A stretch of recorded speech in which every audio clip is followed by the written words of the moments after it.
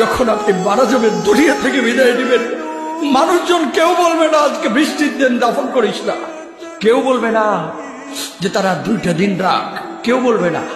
কবরের মধ্যে যখন নিয়ে যাওয়া হবে, আপনার স্ত্রীর কথা মনে পড়বে, আপনার সন্তানের কথা মনে পড়বে, আপনার বাবার কথা মনে পড়বে। সবচাইতে বেশি কষ্ট আপনাকে যে জিনিসটা দেবে, কি নিয়ে কবরে ঢুকলাম, কেন সুদ খাইছিলাম, কেন ঘুষ খাইছিলাম, কেন কবরের জিন্দেগির জন্য প্রিপারেশন নেই নাই। দুনিয়ার জিন্দেগিতে একটা মামলায় ফেসে গেলে সুপ্রিম কোর্টে যাওয়া যায়, উচ্চ আদালতে যাওয়া যায়। আখিরাতের জিন্দেগিতে কোনো মামলায় ফেসে গেলে পালাবার কোনো আর পথ নাই। চলে যেতে হবে। দালান ঘর, বাড়ি ঘর, টাকা পয়সার জন্য পাগল হয়ে থাকে আমরা, কিন্তু এটা আমার আসল ঘর নয়। যেই গোসলখানাটারে আমি এত সুন্দর করে টাইলস করে ইটালিয়ান ফিটিংস দিয়ে বানালাম, আমার জীবনের শেষ গোসলটা কি ওই গোসলখানায় হবে? কথা বলেন, যেখানে লাশ ধোয়ায় ওইখানে আমার গোসল হবে। এগুলো আমরা ভাবতে চাই না।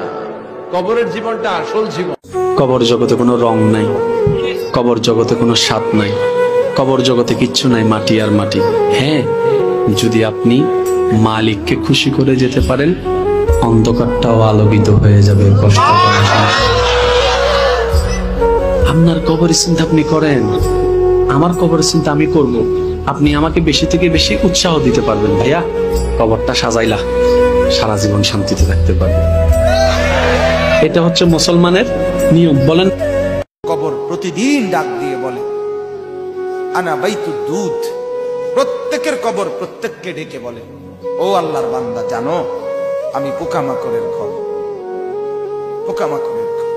তুমি তো সেই বান্দা যে একটা মশা কানের পাশ দিয়ে উড়ে গেলে তোমার ঘুম বন্ধ হয়ে যায়, চোখ মিলে যায়। একটা মশার গুনগুন আওয়াজ সহ্য করতে পারো না। একবার কয়েল, একবার অ্যারোসল, একবার মশারি, এরপরেও তুমি চাও যে একটা মশাও যেন আমার কানের কাছে গুনগুন না করে।